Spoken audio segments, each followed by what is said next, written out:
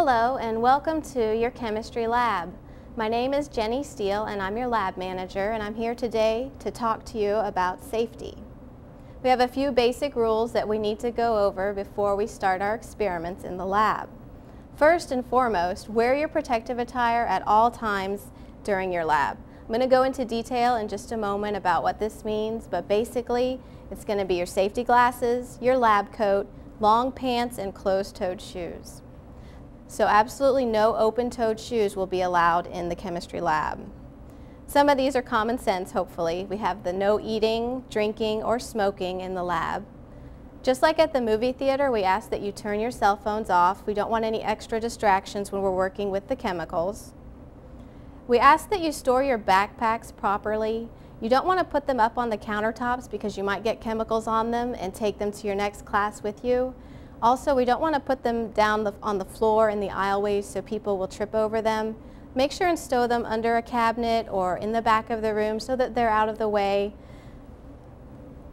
No tasting of chemicals. This one's really important. We might work with some common items like sodium chloride, which is just table salt, but you never want to taste anything in the chemistry laboratory.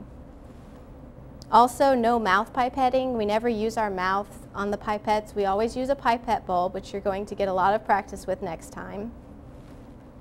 Avoid breathing fumes when you're dispensing your chemicals. Make sure that you always recap the bottle right away and keep a safe distance away. If you're smelling something, you might be a little too close to it, so just, back off a little ways and just be safe. No unauthorized experiments or horseplay will be tolerated. Make sure that you follow your lab procedure exactly and don't mix any two chemicals together unless it tells you to do so. It's really important to be prepared for lab, arrive on time or a few minutes early.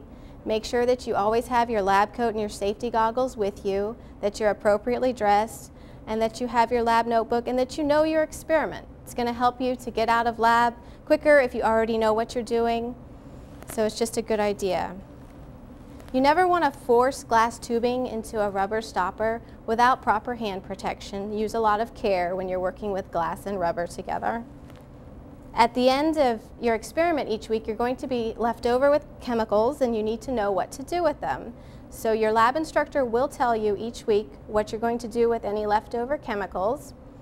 Sometimes we will just be putting our chemicals down the sink because in the first experiment, we're just doing a titration with an acid and base, which will leave us with salt and water, and it's perfectly fine for that to go down the sink. But other times, we're going to be working with chemicals that we really don't want getting into our sewers, so we're going to collect them separately and send them off for proper disposal with our hazardous waste people. If anybody happens to get injured in the lab, if you get a cut or a burn, just let us know right away and we will take you over to the Student Health Center, which is located right next door, very convenient. It's important to keep your work area neat. Keep all your books and papers a safe distance away from your chemicals so that they don't get involved in any accidents. You also need to use the fume hoods properly. There are 4 fume hoods in the lab and I'm going to show you them now. This is a chemical fume hood. Anytime you're working with chemicals that are very volatile, strong acids or bases, you will be dispensing of the chemicals in the fume hood to protect you from any harmful fumes. You do need to make sure that the safety glass is at the appropriate level. Make sure that it's as low as possible, but also that you can still work in the fume hood comfortably. There's an alarm on the fume hood which will monitor the airflow through the hood. If the airflow drops too low, the alarm will sound. You need to not use that fume hood until the TA comes over and resets it and checks on any problems that there may be with it. You always wear your safety glasses when you are working in the fume hood. It's just an extra layer of protection here, so make sure and always wear safety glasses. Just be careful in the fume hoods and they will protect you. Another item that we have in the lab are the air, gas, and vacuum valves on the top of your bench tops. Always be careful when working with these, especially if you're using the air to dry glassware. Never use it on full pressure and make sure to hold firmly on your glassware. You don't want any test tubes flying through the lab. Blue is for your gas, yellow is the vacuum line, and orange is for compressed air. In order to turn the valve on, you need to take the handle and turn it parallel to the nozzle. Then you're on. Make sure that you turn the valve off completely before leaving lab when you're done using it. Compressed air is very strong. Use care with that and make sure always to completely turn the valve off. If you see anybody doing something that looks unsafe, let us know right away. We're all still learning and we don't mind being corrected, especially if it's in the interest of safety. One of the most important rules at the end of the lab, always make sure that you wash your hands before leaving. It's very important. If you don't do it here in the lab sink, go to the bathroom and just wash your hands up really well. Now for a little more about the proper lab attire. You're going to need to purchase a pair of safety glasses. You want to get something that's comfortable. There are a lot of different styles out there. You can get glasses or goggles. They need to have protection on the front as well as the side, and they need to have a Z87 rating on them, which shows that they meet all of the OSHA requirements for a proper safety glasses. We ask that you wear them over your prescription glasses, and we ask that you not wear contacts to lab. We rather you wear your prescription glasses with safety goggles over them to properly protect your eyes. If you wear contacts and do get something in your eye, we waste a lot of time trying to get the contact out and get the water on your eye for relief, that a lot of damage could occur, and we don't want to take that chance. You can purchase these safety glasses at the bookstore or at Home Depot or Lowe's. There are a lot of places where you can get them. Just make sure that you get a pair that's comfortable because you are going to be wearing them for a few hours at a time. The other item that you need to purchase for lab is the lab coat. You do need to get a full-length lab coat. Make sure and not get the short ones. They do sell these in the bookstore also. Make sure and get the full-length, long lab coat. You can get any color that you want, but I think that they do have white in the bookstore. Make sure that you always keep it buttoned up, always keep the sleeves down to make sure that you're covered and actually protecting yourself.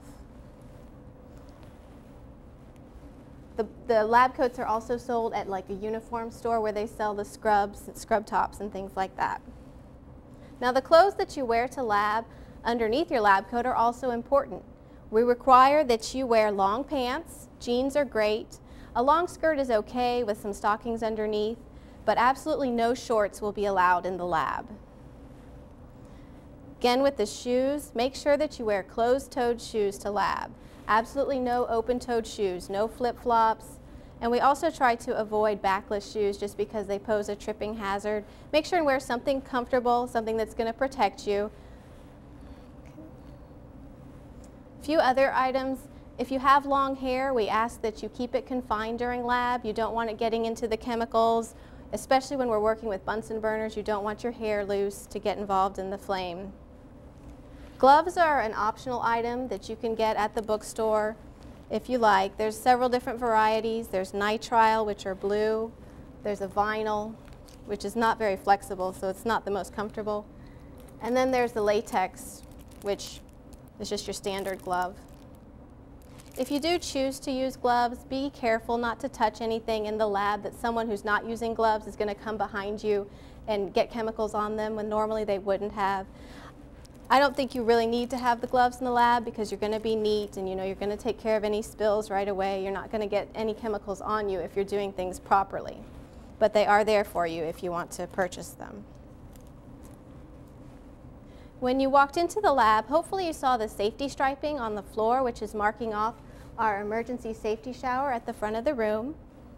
This tape is also marking off our eye wash fountains and our fire extinguishers. These are very important areas. We always want to keep them clear of any books or any items in case we do need to get to them, because if we need to get to them, it's probably going to be an emergency and we don't want our way blocked.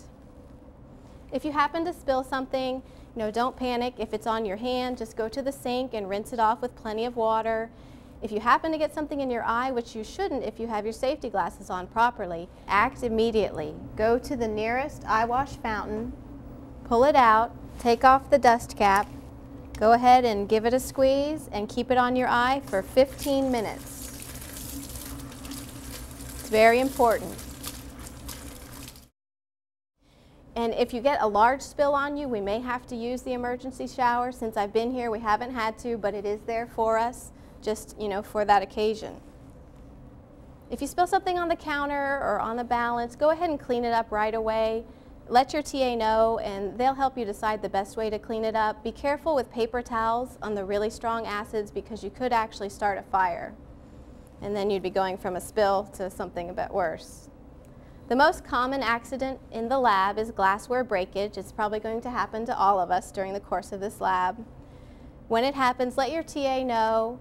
Go ahead and let them help you clean it up. We have a glassware disposal box at the front of the lab where you're going to put your broken glassware. We never put broken glass into the regular trash cans. We also have a price list in the room because we ask that you do replace anything that you break.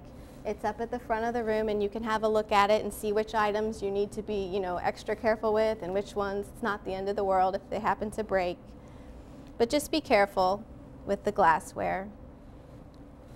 The fire extinguishers, we have 2 of them in the room. One is by the front door and one's in the very back corner of the room. These are here to help us get out if there ever happens to be a fire blocking our way. If there's a small fire, or any fire actually, just let your TA know and we'll decide if we're going to fight that here or if we're going to have to evacuate, pull the alarm, and get the authorities in. If the alarm does sound, don't panic. Just go ahead and turn off any hot plates, turn the gas off. Go ahead and head out of the room and get a safe distance away from the building just in case it isn't a false alarm. And now I just have a few pictures to show you to reinforce what we've learned about proper lab attire. Our first example has a long lab coat on that's always buttoned up, the sleeves are down. She's got her closed-toed shoes, her long pants, and her hair is pulled back neatly. The second example is the bad example. We've got shorts, flip-flops, safety glasses up on top of the head. We never want to do that, although we tend to do that with our sunglasses. With our safety glasses, we cannot afford to do that. You need to have your safety glasses on as soon as first chemicals are out until the very end of lab, until you're leaving. Please remember that safety in the lab is your responsibility. Thank you for your time, and I'll see you in lab.